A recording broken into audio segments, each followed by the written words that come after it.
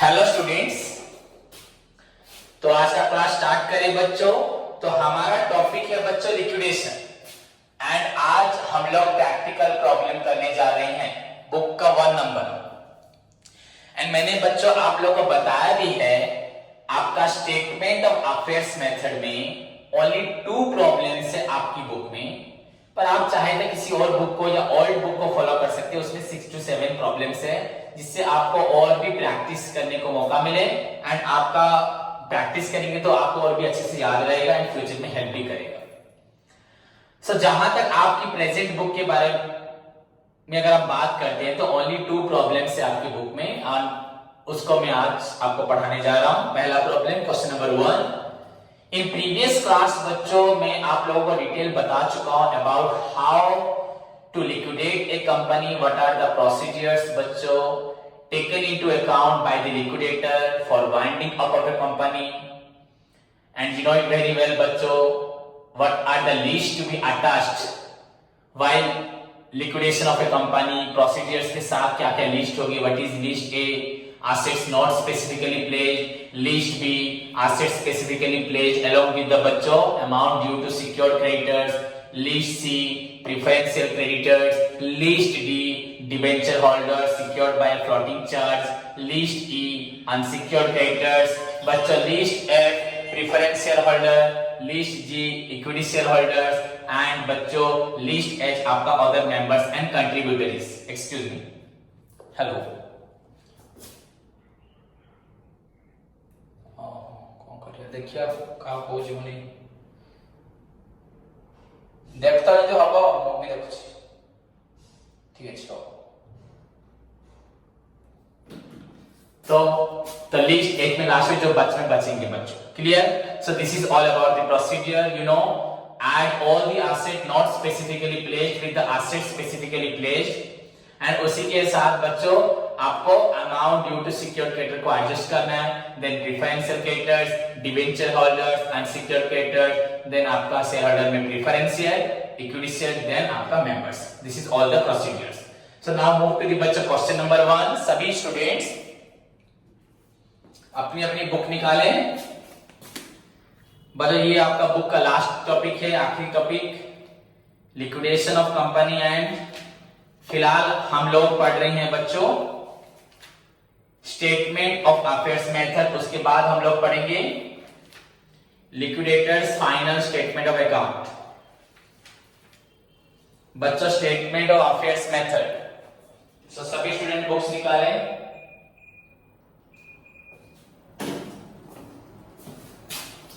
बच्चों Insol limited INSOL first question, Insol limited is to be liquidated, ledger balances in its books as at 30th as on होना चाहिए 30th September 2016 appears as under। Ledger balances बच्चों दिया है credit balance, debit balance, okay. Then बच्चों आपका credit balance में equity share, secured debenture on land and building. यहां पे बच्चों डिबेंचर सिक्योर्ड है, लैंड बिल्डिंग दिया है मतलब प्लेज, एसेट स्पेसिफिकली प्लेज। हमने कौन सी एसेट किसी को गिरवी दी है बच्चों, लैंड एंड बिल्डिंग को दिया है। किससे पैसा लेते वक्त, डिबेंचर। यहां डिबेंचर बच्चों सिक्योर्ड हो गया है और अलग से डिबेंचर जो हम पढ़े थे लिस्ट डी में नहीं है, ये लिस्ट बी में आ जाएगा। Unsecured loans, trade creditors, asset side में बच्चों डेबिट साइड में land building, other fixed assets, आपका current assets and surplus account बच्चों negative balance. Surplus account negative balance का मतलब बच्चों आपका लॉस। बच्चों प्रॉफिट एंड लॉस अकाउंट में जो नेट लॉस आपका कैपिटल से नेट लॉस को बच्चों आप लोग क्या करते हैं, माइनस करते हो। तो यहाँ तो कंपनीज बैलेंस शीट है, कंपनीज अकाउंट है तो माइनस नहीं करना, इसको उसने क्या किया है एसेट साइड ये डेबिट साइड में लिख दिया। तो सरप्लस अकाउंट नेगेटिव मतलब बच्चों लॉस। देन कॉन्टिंजेंट लायबिलिटी बच्चों फॉर बिल डिस्काउंटेड है। मैंने आपको बताया था बिल डिस्काउंट कहां पे आएगा आपका आएगा अनसिक्योर्ड क्रेडिटर में। फॉर एक्साइज ड्यूटी बच्चों ड्यूटी हमने पेमेंट नहीं किया है, एक्साइज ड्यूटी नहीं दिया, प्रेफरेंशियल क्रेडिटर कोई भी टैक्सेस रेवेन्यू ड्यूटी नहीं दिया, preferential creditor. On an investigation बच्चों it is found that the contingent liability आपका है are certain to devolve and that the assets are likely to be released as follows। बच्चों land building 11 lakh, ऊपर आपका land building 5 lakh था तो बाद में दिखा, इन्वेस्टिगेशन के बाद मालूम पड़ा। अभी फिलहाल मैंने आपको बताया था रियलाइजेबल वैल्यू एसेट्स का अभी का वैल्यू है बच्चों 11 लाख। अदर फिक्स्ड एसेट ऊपर आपका है बच्चों 20 लाख, यहाँ पर है 18 लाख एंड करेंट एसेट्स आपका 45 लाख था, यहाँ नीचे लिखा है बच्चों 35 लाख और सरप्लस आपका लॉस है। Taking the above into account prepare statement of affairs. बच्चों स्टेटमेंट ऑफ अफेयर्स हमें बनाना है। सो लेट्स स्टार्ट बच्चों सॉल्यूशन।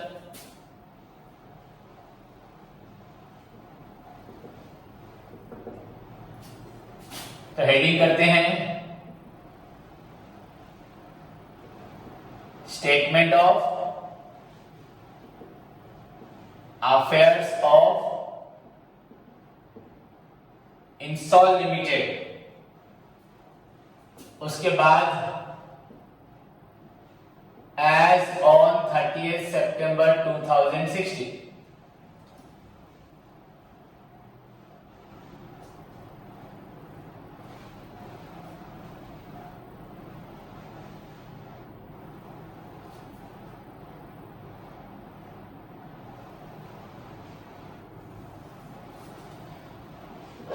बच्चों ऐसे तो कोई सिस्टमेटिक फॉर्मेट नहीं है, पर हमें सिस्टमेटिक वे में हमें सेटलमेंट करना है, अफेयर्स को सेटलमेंट करना है।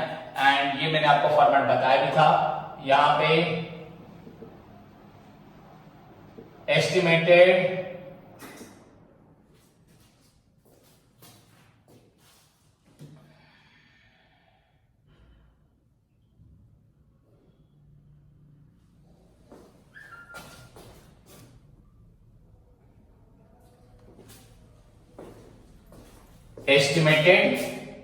Realisable value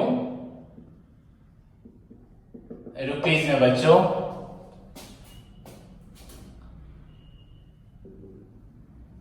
assets which are not specifically pledged as per list A। बच्चों assets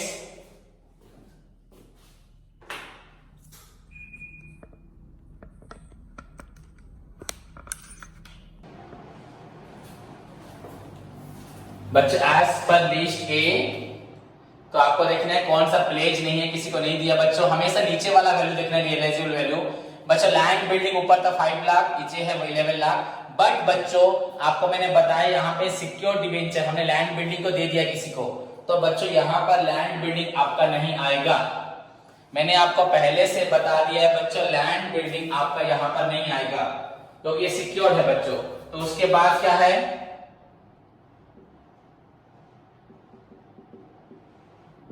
other fixed assets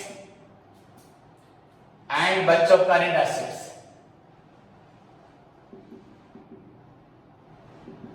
current assets बच्चों अदर फिक्स्ड एसेट्स में आपका होता है 18 लाख एंड आपका बच्चों करेंट एसेट्स आपका है फिलहाल, पहले था 45, अभी है 35 लाख।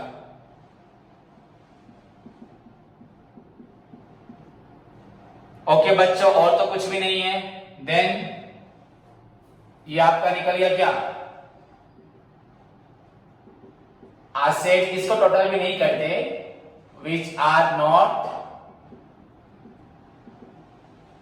Specifically pledge. आपको ये लाइन लिखने की जरूरत नहीं है, फॉर्मेट में मैंने लिखा नहीं था ये वाला लाइन, डेट आंसर बस लिखा था आपका 353 लाख। उसके बाद बच्चों assets which are specifically pledged as per list B, as per list B। इसमें आपका आएगा पहले land and building,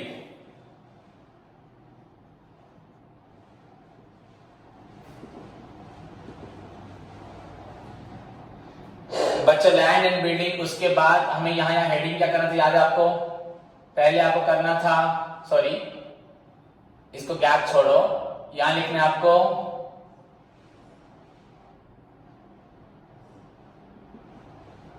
estimated realisable value. Second बच्चों, ड्यू टू सिक्योर्ड क्रेडिटर्स। उसके बाद बच्चों deficiency as regards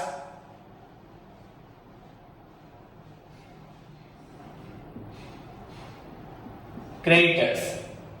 and finally बच्चों surplus carried forward to last column rupees rupees rupees rupees rupees rupees rupees rupees, ऐसे आपको 4 कॉलम बना देने हैं।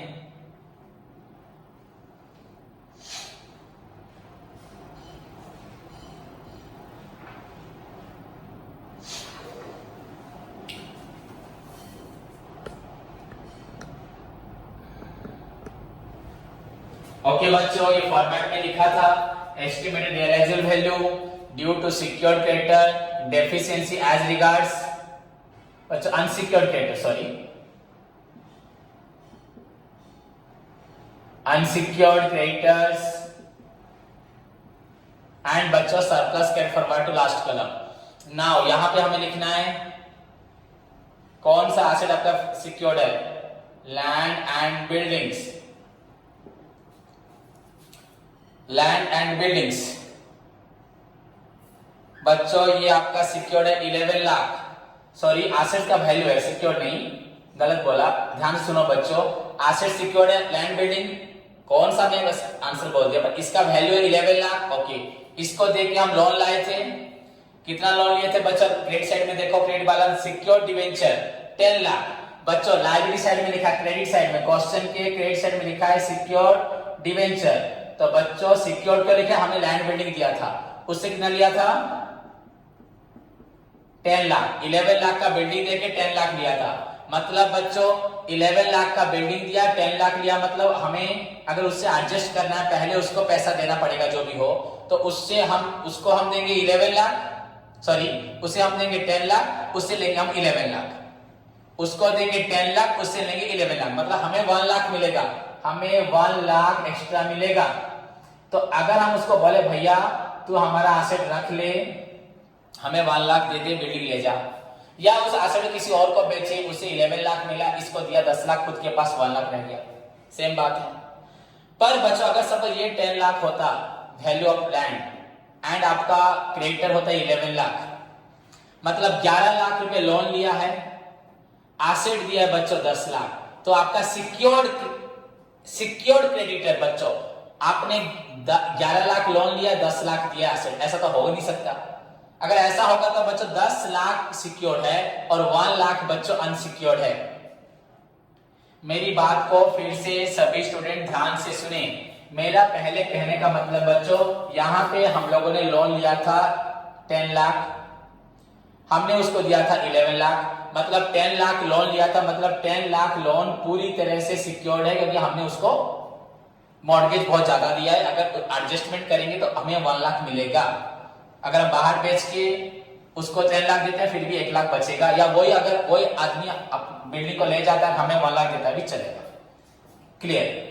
सेकेंड थिंग बच्चों, अगर सपोज ये होता 10 लाख, एसेट्स का वैल्यू 10 लाख, लोन होता 11 लाख, मतलब हमारा लोन 11 लाख है, तो उस आदमी का पूरा लोन सिक्योर नहीं है, उसने हमें 11 लाख दिया है, मिस्टर एक्स ने हमें दिया 11 लाख, पर मिस्टर एक्स ने हमसे अभी तक लिया है बच्चों कितना 10 लाख का एसेट, तो मतलब उसका 10 लाख का लोन सिक्योर है, उसका 10 लाख का लोन आपका सिक्योर है, पर उसका बच्चों आपका 1 लाख का लोन सिक्योर नहीं है। मतलब अभी भी अगर बोला जाए इस लोन को 10 लाख, इसको 2 भाग करेंगे, 10 लाख प्लस 10 लाख के लिए उसको मॉर्गेज मिला तो ये सिक्योर लोन हो गया, सिक्योर्ड क्रेडिटर, एंड ये बच्चों अनसिक्योर्ड क्रेडिटर, तो ये 1 लाख को यहां लिखोगे, डेफिशिएंसी एज रिगार्ड अनसिक्योर्ड। और ये 1 लाख कहां चला जाएगा, जब हम पेमेंट करेंगे पहले इनके बाद preferential creditor, then debenture holder, तब अनसिक्योर्ड क्रेडिटर, उस वक्त इस 1 लाख को पेमेंट करेंगे। अभी तो पेमेंट नहीं कर सकते। इस आदमी को हमने दिया है 10 लाख, लिया है 11 लाख, तो उसका 10 लाख का एसेट सिक्योर्ड है, 10 लाख का लोन सिक्योर्ड है, क्योंकि 10 लाख का एसेट हमने उसको दिया है। पर 1 लाख जो रह गया वो बच्चा चला जाएगा अनसिक्योर्ड में, क्योंकि हमारे पास सिक्योर्ड लोन 10 लाख को, और ये 1 लाख लोन बच्चों हो गया अनसिक्योर्ड। तो ये है बच्चों अनसिक्योर्ड, तो इसके लिए और ज्यादा सोचना नहीं है।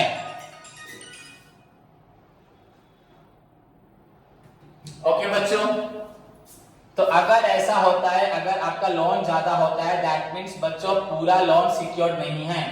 अगर हम इसे 1 करोड़ लोन देके 50 लाख का एसेट देते हैं, तो 50 लाख का लोन सिक्योर्ड है, 50 लाख का लोन अनसिक्योर्ड में चला जाएगा। तो यहां पे लेकिन फुली सिक्योर्ड है, 1 लाख बच जा रहा है। इसको हमें कहां लेना है, इसको लेना है लास्ट कलम में, मैंने आपको बताया था लास्ट कलम में लेना है। तो यहां लिखेंगे बच्चों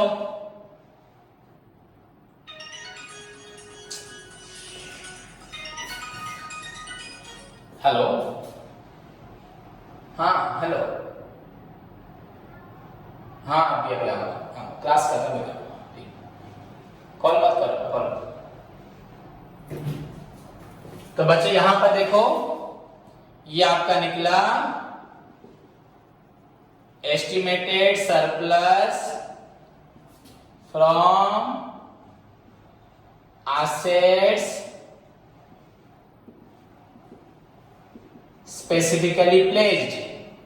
ये प्लेज एसेट से बच्चों 1 लाख रुपीस निकला। तो इसे आप यहां पे भी लिख सकते हो बच्चों, ये तो लिखना नहीं होता, पर यहां भी लिख सकते हो बच्चों आप लोग।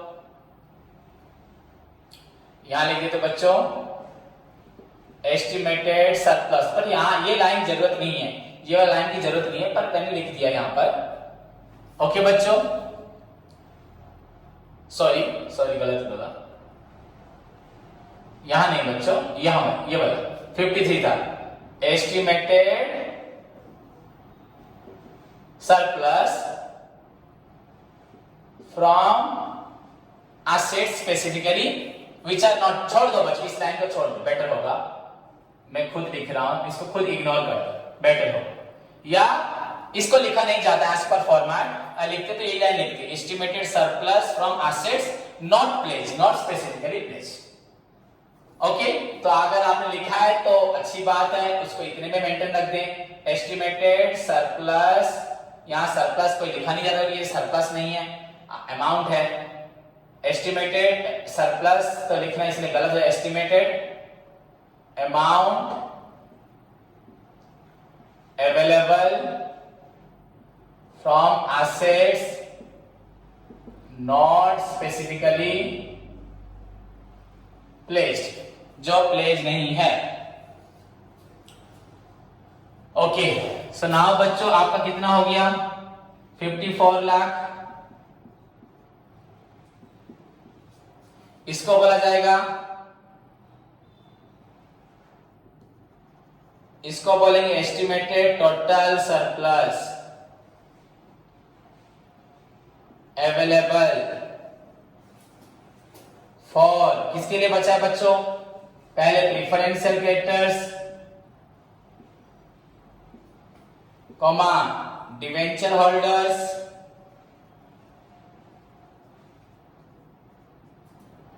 कॉमा सिक्योर्ड बाय 14 चार्ज लिख सकते हो, comma unsecured creditors,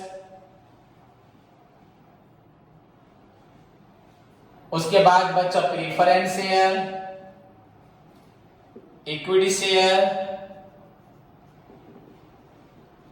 and members या अदर कंट्रीब्यूटरीज लिख दो बच्चों, मेंबर्स लिखो या आपका अदर कंट्रीब्यूटरीज लिख दो। ये आपका हुआ 54 लाख। ध्यान से सभी स्टूडेंट देखिए, क्लियर बच्चों। उसके बाद आपको देखना है फॉर्मेट को, अगर देखते हैं बच्चों, हमें मालूम पड़े टोटल एसेट्स हमारे पास है, हमने एक को पेमेंट कर दिया, सिक्योर्ड क्रेडिटर को पेमेंट करने के बाद हमारे पास एसेट्स अभी है बच्चों 54 लाख। अब नेक्स्ट अगर आप फॉलो करते हैं, याद करें क्या था यहां बच्चों, था ग्रॉस एसेट या समरी ऑफ ग्रॉस एसेट, आप कुछ भी लिख सकते हैं। आपका बीच में था summary of gross assets,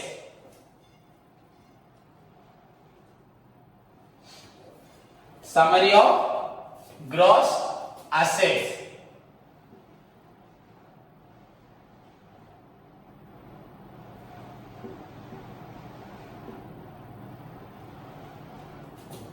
summary of gross assets,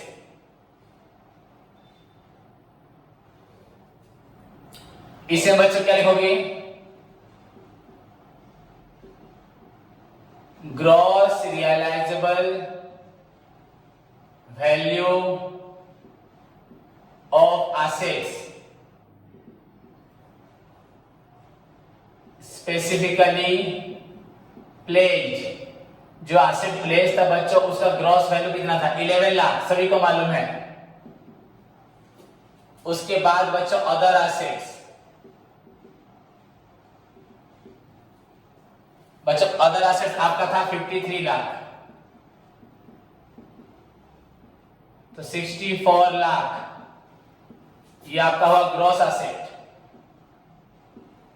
सभी याद करें, आपका टोटल वैल्यू ऑफ एसेट जो प्लेस था land building 11 lakh, other asset ऊपर हुआ था 53, टोटल एसेट हुआ 64 लाख। इसी स्टेटमेंट के अंदर हमें लिक्विडेशन भी करना है, टोटल एसेट्स भी दिखाना है, टोटल लायबिलिटी भी दिखाना है। Total means gross, gross asset and बच्चों आपका ग्रॉस लायबिलिटीज।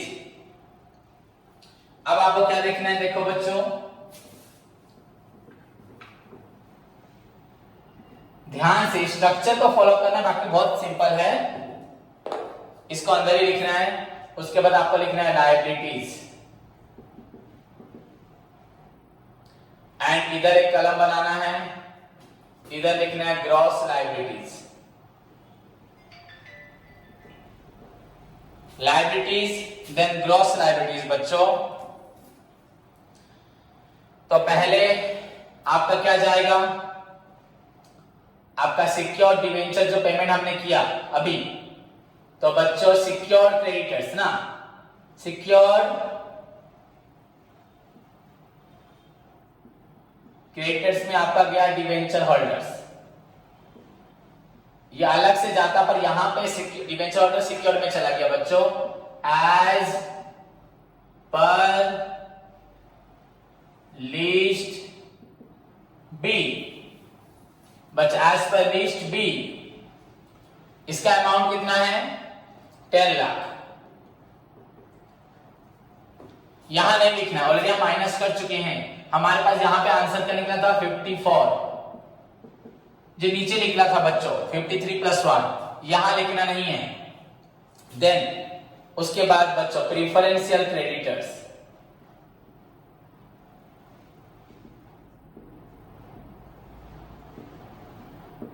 प्रीफरेंशियल क्रेडिटर्स बच्चों, इसमें क्या आएगा बताया था आपको बच्चों, एक्साइज ड्यूटी था ना प्रीफरेंशियल क्रेडिटर में, आपका एज पर लिस्ट सी बच्चों excise duty,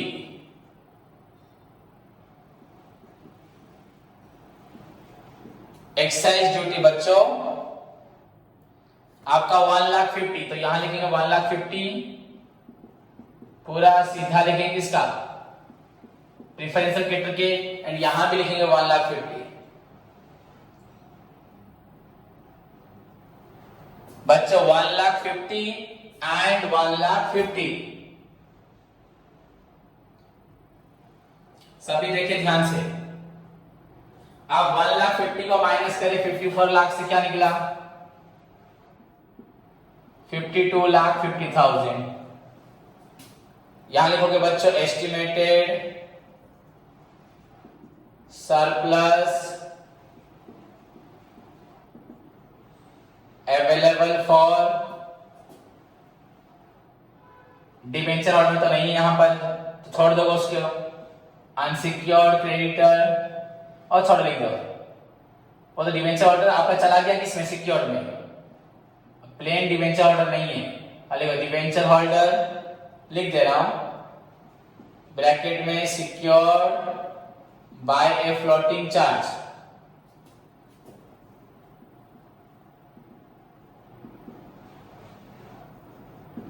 floating charge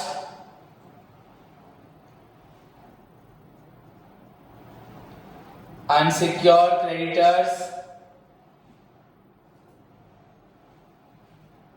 and members लिख दो बच्चों। मेंबर्स में आपका प्रीफरेंस है, इक्विटी सब चला गया, ठीक है। ये निकला 52,50,000। सभी स्टूडेंट ध्यान से लिखिए, 52,50,000, तो ये आपका आंसर निकला। उसके बाद आपको माइनस करना है बच्चों इसके नीचे डिवेंचर होल्डर्स,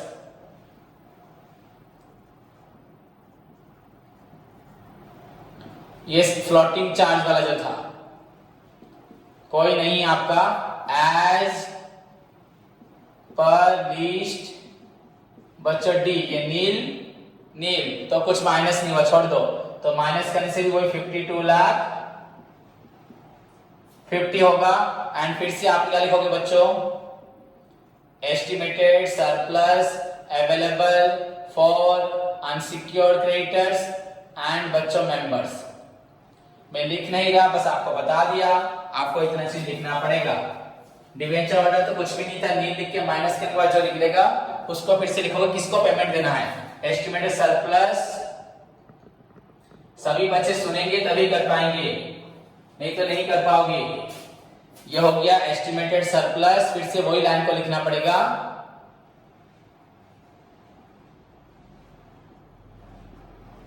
अवेलेबल फॉर,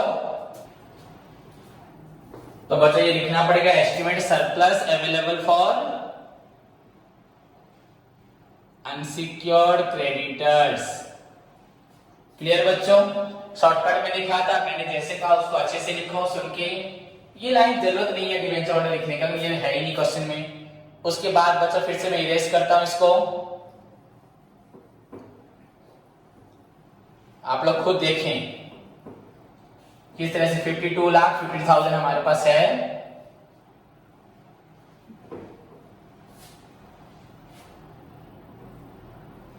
सो 52 लाख ये लाइबिलिटीज पार्ट चल रहा है आपका अमाउंट था यहाँ पे माइनस होके 52 लाख। सपोज यहां तक हुआ था, ये लिखना था हमारा estimated surplus available for unsecured creditors and members. उसके बाद बच्चों अभी आपको लिखना है unsecured creditors as per list आपका ई अनसिक्योर्ड क्रेडिटर। बच्चे इसमें क्या क्या क्वेश्चन में देखो, डायरेक्ट लिखा है बच्चों अनसिक्योर्ड लोन्स,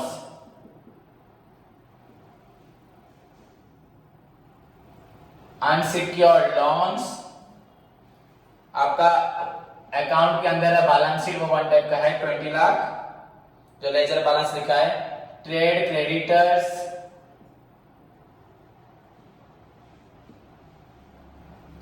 35 लाख। एंड बच्चों आपका एक था ना बिल डिस्काउंटेड। बच्चों बिल डिस्काउंटेड क्या होता है, सपोज किसी ने मुझे बिल रिसीवेबल दिया, उसको पेमेंट होगा 1 मंथ के बाद, 6 मंथ के बाद, सपोज कोई 1 मंथ लिखो, 6 मंथ। मुझे आज पैसा जरूरत हुआ तो बच्चों बैंक जाके मैं पैसा ले लेता हूं, ओके। तो बैंक मुझे पेमेंट करता है, 6 मंथ के बाद बैंक उस इंसान से पैसा लेगा। सपोज उस समय वो डिजर्नर हो गया बिल, तो बैंक मुझे मांगेगा तुरंत कि पैसा तुम दोगे, उससे नहीं मुझे मांगेगा। तो मुझे तो बच्चों बिल डिस्काउंटेड बच्चों लायबिलिटी हो सकता है। तो ये हुआ आपका 1 लाख था 1 लाख। तो तीनों को आप एक साथ लिख सकते 35, 20, 55, 56 यहां लिख सकते हैं। नहीं, यहां तो 56 लिखना पड़ेगा आपको। दिस साइड में आपको डायरेक्ट आप 56 लिख सकते हैं, नहीं 3 बार 20, 35, 1 ऐसे लिख सकते हो। और डायरेक्ट चलो बच्चे एक साथ लिखते हैं 56 लाख। अब इसको माइनस करें तो बच्चों 3 लाख 50, ये ज्यादा हो जा रहा है। 3 लाख बच्चों आपका 50, तो यहां पे क्या निकला आंसर आपका? एस्टिमेटेड बच्चों शॉर्टेज हो गया, ये माइनस में निकल रहा है। एस्टिमेटेड डेफिशिएंसी एज रिगार्ड्स लिख दो बच्चों, क्रेडिटर्स।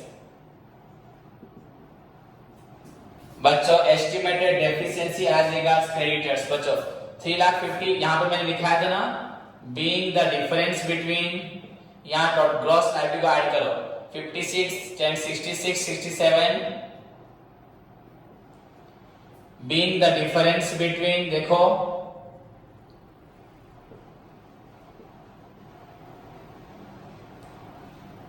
ग्रॉस एसेट्स एंड बच्चों ग्रॉस लायबिलिटीज। बच्चों आपका ग्रॉस एसेट कितना है? 64 लाख। एंड टोटल एसेट कितना था बच्चों? टोटल कोई प्लेज कुछ मतलब कोई एडजस्टमेंट नहीं होगा, डायरेक्ट प्लेज और नॉट प्लेज। 64 लायबिलिटी आपका 67 लाख 50। तो बच्चों कितना शॉर्टेज हो रहा है पैसा आपके पास? 3 लाख 50। तो बच्चों आपका डेफिशिएंसी हुआ 3 लाख 50। सभी बच्चे बुक्स में भी देख सकते हैं। एस्टिमेटेड डेफिशिएंसी बच्चों आपका है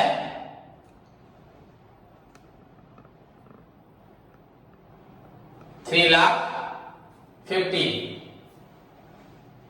ओके बच्चों, उसके बाद अगर आप शेयर होल्डर्स के बारे में लिखें तो यहां पे इक्विटी शेयर होल्डर है बच्चों, इक्विटी शेयर होल्डर्स बच्चों, सिंपली इक्विटी शेयर होल्डर्स।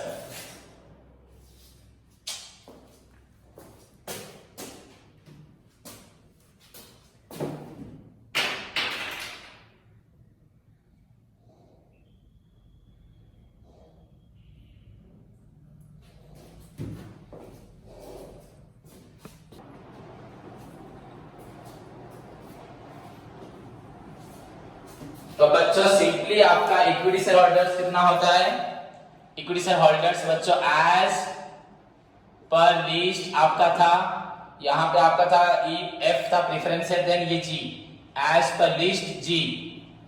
बच्चों क्वेश्चन में दिया है 2,50,000 equity share at the rate 10, 2,50,000 equity share into at the rate rupees बच्चों 10, मतलब बच्चों 25 लाख।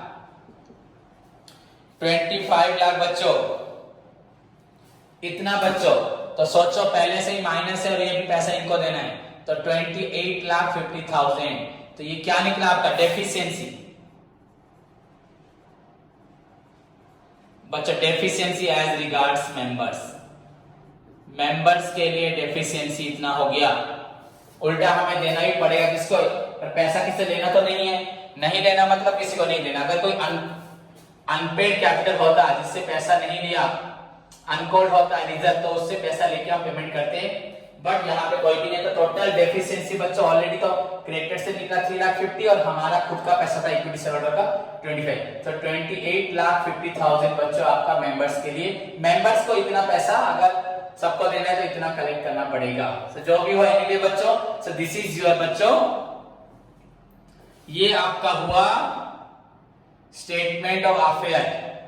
स्टेटमेंट ऑफ अफेयर बच्चों, how to liquidate a company बच्चों, asset not specifically pledge and pledge को एडजस्ट करके ऐड किया। देन यहाँ पे डिवेंचर तो माइनस हो गया सिक्योर क्रेडिटर में। उसके बाद सिर्फ आपको क्या लिखना देखना था? प्रेफरेंशियल क्रेडिटर, उसमें जितने भी टैक्सेस रेवेन्यू एक्साइज ड्यूटी चला गया। डिवेंचर ऑर्डर नहीं है। अनसिक्योर क्रेडिटर में बच्चों आपका unsecure loan trade creditor bill discount किया। देन जो पैसा बचा बच्चों ऑलरेडी माइनस में हो चुका है तो डेफिशिएंसी हो गया, अगर नहीं होता तो प्लस होता तो पहले ये पेमेंट देते, प्रेफरेंस शेयर, इक्विटी शेयर, वेलमेंट्स, पर यहाँ पे बस इक्विटी शेयर था तो इक्विटी शेयर को ही पैसा देना है। सिर्फ आपको जो लास्ट क्लास में मैंने पढ़ाया था उस इंस्ट्रक्शन को फॉलो करना है, आज की क्लास से बिगनिंग में जो बताया उसको फॉलो करना है एंड इस प्रॉब्लम को आराम से धीरज के साथ सॉल्व करना है। ओके बच्चों, तो आज का होमवर्क है, इसी क्वेश्चन को बच्चों एक बार फिर से प्रैक्टिस करें। गुडविल बच्चों फिर से ट्राई करें 1 से लेके 5 तक, लिक्विडेशन का सारा थ्योरी पढ़े। धन्यवाद।